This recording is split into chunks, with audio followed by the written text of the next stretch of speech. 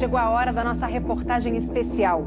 Há 30 anos, objetos voadores não identificados foram perseguidos por aviões caça da Força Aérea Brasileira nas áreas de São Paulo e do Rio de Janeiro. Você vai conhecer agora gravações inéditas desse episódio, que ficou conhecido como a Noite Oficial dos OVNIs. Foi assim que o Fantástico deu a notícia.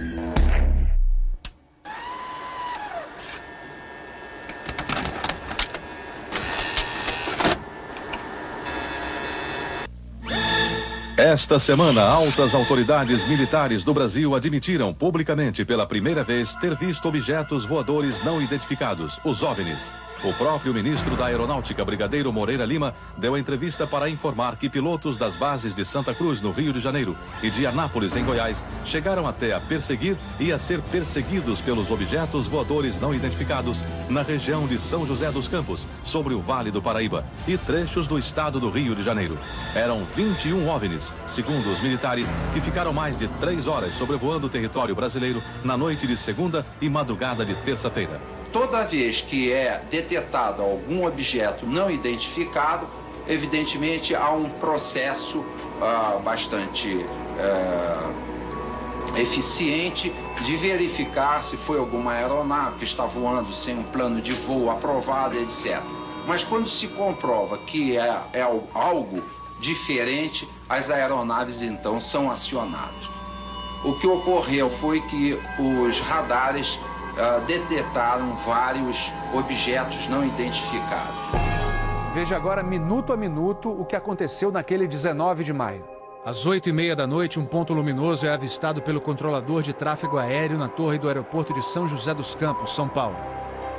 Um avião Xingu da Embraer se aproxima para pouso e o controlador pergunta ao comandante: "Você está vendo o ponto luminoso?" O Xingu confirma o avistamento, muda a rota e tenta se aproximar do OVNI.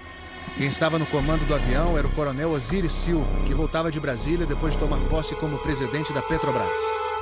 Eu vi um objeto luminoso no espaço, parecia um astro normal.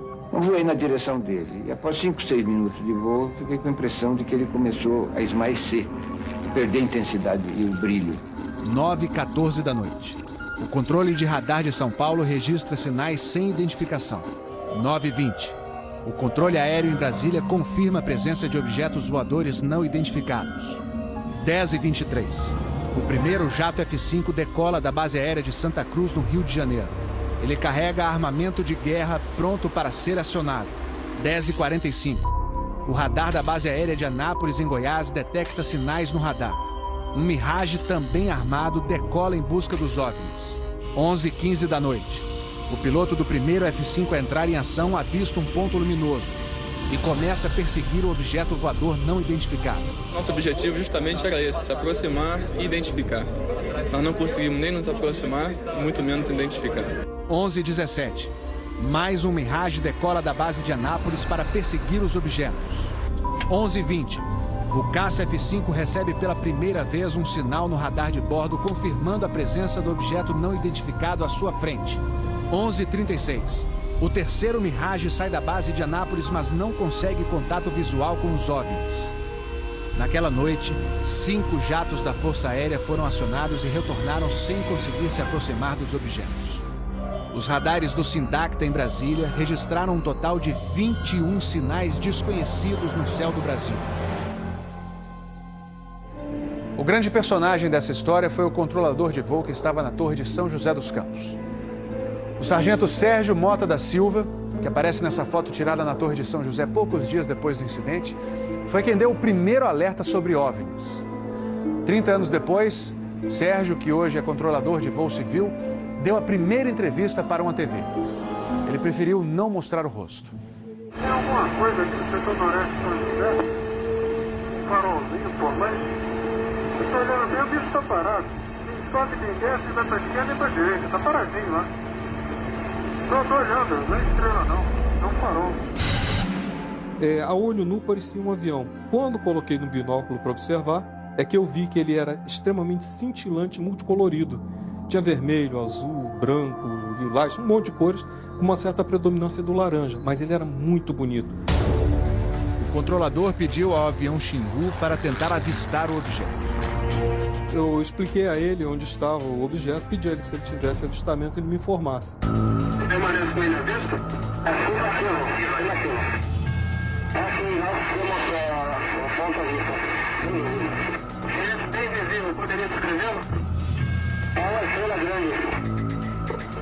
Estrela grande e bem vermelha. Entendido, grande e bem vermelha. Controle de São Paulo será alertado. O controlador em São José dos Campos avisa ao controle São Paulo que o Xingu está perseguindo o OVNI. Positivo. Ele está perseguindo o troço. Está perseguindo o troço? Tá indo atrás. Sério, tá indo. Controle. Tá vendo? Próximo de São Paulo, já da região do radar, esse objeto simplesmente desapareceu do radar. O Xingu também perdeu contato visual com ele. O avião Xingu abandonou a perseguição e pousou em São José dos Campos. Pouco depois, o controlador da Torre de São José alertou o controle São Paulo. Outros OVNIs estavam aparecendo no céu. Estou vendo 3 agora.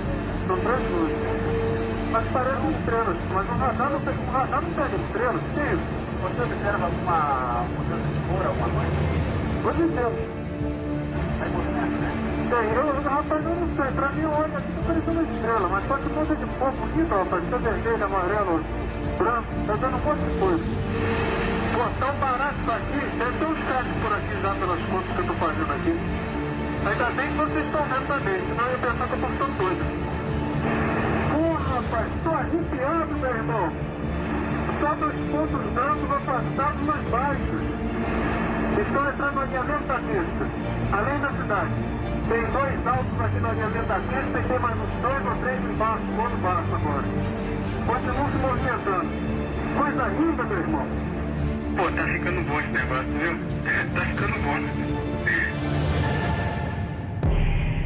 O controlador Sérgio Mota da Silva faz uma revelação surpreendente.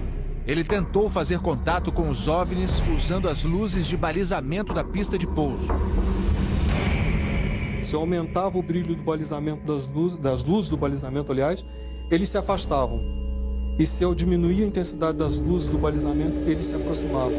Pareciam responder de modo inteligente aos sinais que eu fazia com as luzes da pista de pouso e decolagem. O controlador Sérgio fala com o controle aéreo em Brasília. Fala, Brasília. Brasília? Boa noite, bem-vindo ao Festival dos Discos Voadores. Tá uma loucura isso aqui, cara. Pô, os que eu pude ver mudavam de cor o tempo todo. Vermelho, amarelo, azul, lilás, aquele festival de cores. As ocorrências terminaram já perto do nascer do dia, lá pelas 4 e pouco, 5 horas da manhã. Os últimos objetos foram vistos. Como é que tá a situação aí? Pô, rapaz, isso aqui foi um festival. E agora, como é que tá? Agora não sei o que é mais não. Você não informa nada. Positivo. Mas você não viu nada, não está avisado. Positivo. O Fantástico também teve acesso às gravações das conversas entre os pilotos e a defesa aérea. Um desses pilotos era o capitão Armindo de Souza Viriato. Veja agora como foi que ele perseguiu um OVNI com armamento pronto para ser usado. Eu tenho contato. Confirma? Estou em contato. Prossiga nesse contato, capitão. 7. Capitão passando a Rojão. 7. Caçador passando a Rojão. No código dos pilotos, isso quer dizer que o caçador, o avião caça, entrou na situação Rojão. O míssil está pronto para disparar. Prossiga nesse contato. Tem Judite agora. 7. Judite significa que o alvo está no radar. Ou seja, o piloto pode atirar se for autorizado pela defesa aérea. Mas neste momento, o alvo se afasta em alta velocidade. Está aumentando. Aumentando a distância, confirma. Afirmativo. A distância está aumentando de novo aqui. 7. Passando rápido. Comportamento muito estranho, ok? O capitão Viriato falou sobre a incrível velocidade dos OVNIs numa entrevista ao Fantástico. Essa aceleração, o radar de Brasília chegou a pegar na época de defesa aérea, deu aproximadamente Mach 15. Isso aí daria em torno de 15 mil km por hora. 15.000 quilômetros por hora é uma velocidade muito acima dos jatos mais rápidos do mundo, que chegam no máximo a 4.000 quilômetros por hora. Um documento confidencial do Comando de Defesa Aérea de junho de 1986 concluiu: os objetos produziram ecos nos radares do sistema de defesa e também nos jatos que perseguiram os OVNIs. Houve contato visual dos pilotos. Os objetos atingiram velocidades supersônicas e mostraram capacidade de acelerar e desacelerar de modo brusco. E a principal conclusão do relatório: os fenômenos são sólidos e refletem inteligência, pela capacidade de acompanhar e manter distância dos observadores, como também voar informação. Não foi possível identificar a origem dos objetos. Foram esses dois ufólogos, pesquisadores de OVNIs, que conseguiram no Arquivo Nacional em Brasília a liberação gratuita dessas gravações. O fenômeno OVNI é real, existe, e o governo sabe disso, as Forças Armadas sabem disso.